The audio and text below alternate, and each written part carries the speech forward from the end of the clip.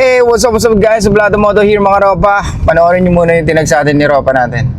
Gusto ko na yan, crush yung crush ko. Realize ko lang na as I grow up, I started to believe in the pattern than the person. Because I always fall for the potential. But at the end of the day, ako lang naman yung nag-iisip ng potential. Hindi naman yan yung pinapakita niya sa akin. Binibreadcrumb lang naman ako nun. Okay, ladies, I think hindi kayo napapol sa potential. Napapol kayo sa ideal na gusto nyo. Kaya nadi-disappoint kayo pag yung lalaki walang ginagawa or hindi siya gumagawa ng way para i-approach ka, hindi siya gumagawa ng way para kausapin ka, hindi siya gumagawa ng way para ayahin ka niya makipag-date. Kasi nga ang nasa isip mo yung ideal.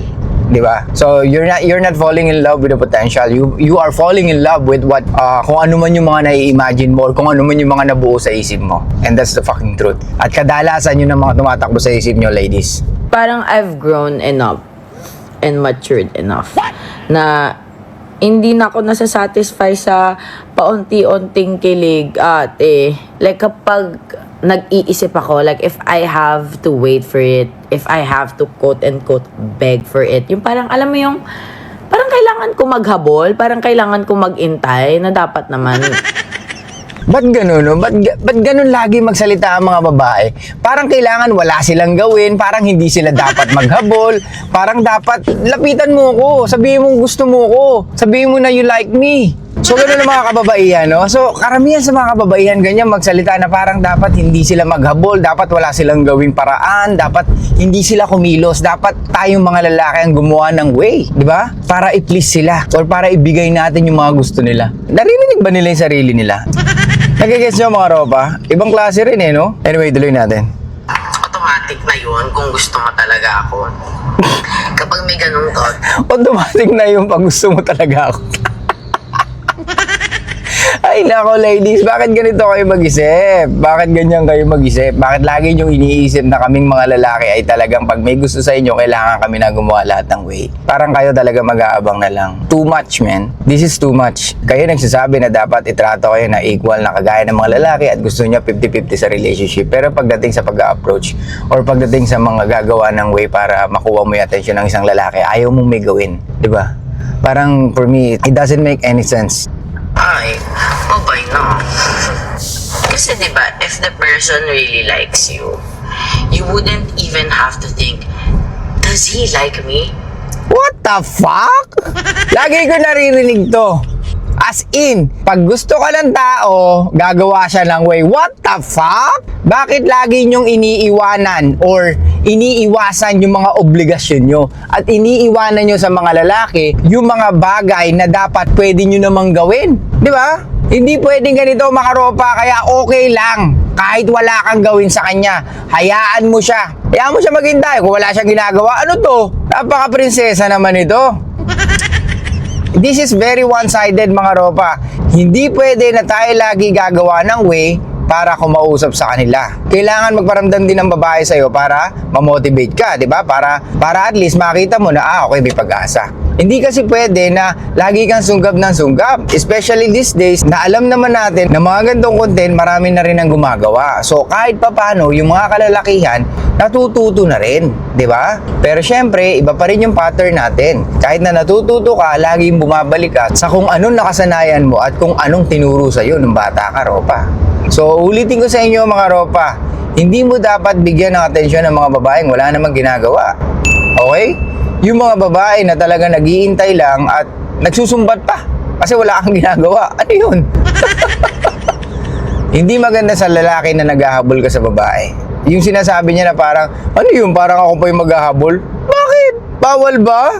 Bakit? Magugunaw ba ang mundo pag naghabol ka? Diba? Hindi porket babae, hindi pwede maghabol? Come on! Daming ang babae dyan, bumabalik pa rin sa ex eh. Kahit yung ex nila, may girlfriend ng bago. Nagkakabaligtad, sila yung nagiging side chick bigla. Iniwanan mo yung boyfriend mo, tapos nung nagka-girlfriend siya, pumayag ka maging side chick niya. What the fuck? That's very stupid move. Ladies, come on! Ngayon, sabihin nyo sa akin mga ropa, sa bawat sinasabi ng mga babae, na nanggagaling usually sa kanilang emotions. Dapat ka bang maniwala agad-agad? That's my question. Dapat ka bang maniwala agad-agad sa mga nagpapayo ng dating advice na nanggagaling sa mga kababaihan? Kung usually, paramihan ang sinasabi nila nanggagaling sa kanilang nararamdaman. Diba? Mahirap yung ganyan, mga ropa. Kagaya nito, kung gusto ka niya talaga, gagawa siya ng way at ipapakita mo. What the fuck? Ano yun? Gusto kita, oo. Pero pag nakita ko wala kang ginagawa, bakit ako gagawa ng way? Diba? Gusto kita, walang problema yun. Gusto mo rin ako, di ba? O, nag-reach out na ako, wala ka namang ginawa. I have a standard, di ba? Na pag isa-dalawang message, inaya kita at puro turn down ako, din bakit kita kukulitin? Ano, sinusubukan mo ko kung hanggang saan ako? Di talo na ako. Di suko na ako. Panalo ka. Napatunayan mo na hindi kita ganun kagusto. Pero gusto kita. Ang hindi ko lang gusto is yung hindi ka nagre-reciprocate. Okay? Ganun lang yun, ladies. Kung kaakala nyo ang lalaki hindi kayo gusto, gusto kayo niyan. Pero syempre, mas gusto namin na nagre-reciprocate kayo.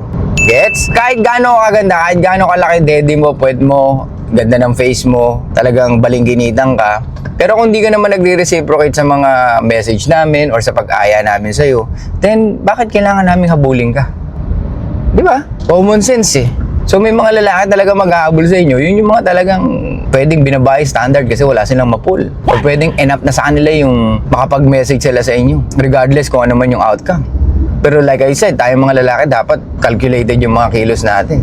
Pag ako nakadalawang message dito, nakadalawang aya ako, ayaw niya, ayoko na rin. Diba? Hindi na ako magme-message kahit gustong-gusto ko siya. Ganun lang kasimple mga ropa. Diba? Kaso ang hirap sa inyo, ang tataas ng ego nyo eh. Lagi kayo may gustong patunayan, hindi, kaya ko to. Kaya ko i-pull to. Tangina, pakikita ko sa mga tropa ko, kaya ko i-pull tong babae na to. What the fuck? Wala kang dapat patunayan, men. Kung meron kang dapat patunayan is yung sa sarili mo. Wala kang dapat patunayan sa ibang tao. Wala kang dapat patunayan sa babae na to. Kung dapat kami patunayan, dapat sa sarili mo. Okay? Maghanap ka pa ng iba na pwede mong ayain makipag-date. Eh tayo naman, as long as hindi naman kailangan sobrang ganda, hindi naman kailangan sobrang talino, di ba? As long as pasok dun sa criteria na hinahanap natin, enough na. Di ba? Hindi ka naman naghahanap ng sobra-sobra eh. Tsaka, syempre tayo mga lalaki, like I said, kalkulado dapat yung mga kilos natin. And alam mo dapat kung anong lugar mo bago ka maghanap ng mga gandong babae. Naalala ko dati, may mga nagtatanong sa ating mga lalaki, paano kung out of league siya? Tangin na, ikaw lang naman nag-iisip ng out of league siya eh. Ako nagsasabi sa inyo, mga ropa, pwede nyo naman diskartehan kahit sino eh. The only question lang is, magugustuhan ka ba? Oh. Kung ang tanong nyo, let's say sabihin natin average ka, nasa 5 ka, tapos ang tanong nyo sa akin, paano yung mga 7, 8, 9? Paano ko didiskartehan nyo? Same lang yun. Kung paano yung didiskartehan yung mga average women, same lang din sa mga 7, 8, 9. Pare-parehas lang yan.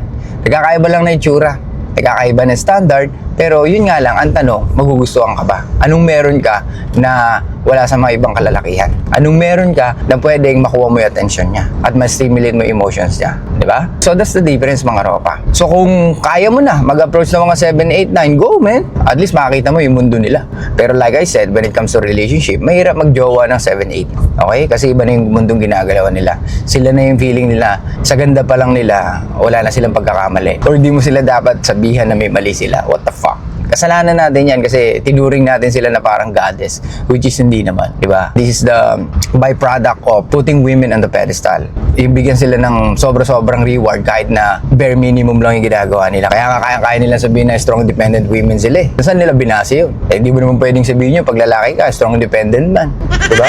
Because that's your obligation as a man or as an adult na kailangan magbayad ng bills mo, kailangan magtrabaho. Diba? Pag babae, may special na tawag, strong independent. Kaya sabi ko sa inyo, mga ropa, pagbutihan natin sa buhay. Kasi pag hindi natin pinagbutihan sa buhay, walang mangyayari. Hindi ka magiging dekalibre.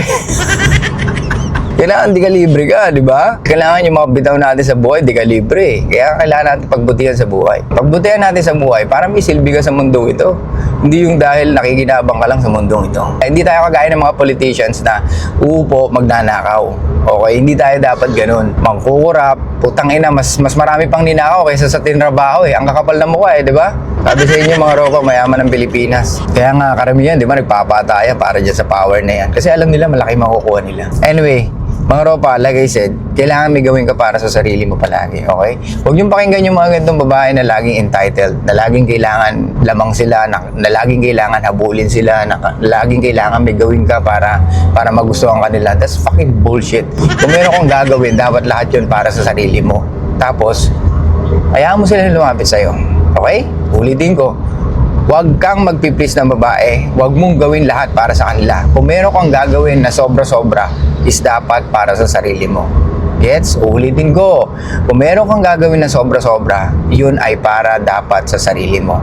Hindi ka niya tau-tauhan, hindi ka niya binabayaran, okay? Hayaan mong abulin ka niya dahil yun ang mas makakapagpatagal ng relasyon. Just in case na maging kayo. Kesa ikaw yung naghahabol sa kanya. Dahil karamihan ng babae, pag ikaw naghahabol sa kanila, hindi nila na-appreciate yun. Lahat ng attention, lahat ng pagmamahal nakuha na nila, bata pa lang sila. Kadalasan, okay, I'm not saying all, pero most of them, lahat ng atensyon, lahat ng kahit papaano positive reinforcement, nakukuha nila yan sa pamilya, sa ibang tao. Pero tayo mga lalaki, makukuha lang natin yun pag meron na tayong binubuga or pag meron na tayong silbi sa mundong ito or sa ginagalawan natin. Maliwanag? So kaya mga ropa, ulitin ko, kung meron kang pag-aaksayahan ng panahon, pag-aksayahan mo ng panahon yung sarili mo, hindi yung babae na ganito at gustong magpahabol pa sa'yo. Sayang ang oras, ropa. Okay? So, guys, thank you so much. I'll see you guys next time. Show love, peace out, and be back in mysterious, mga ropa.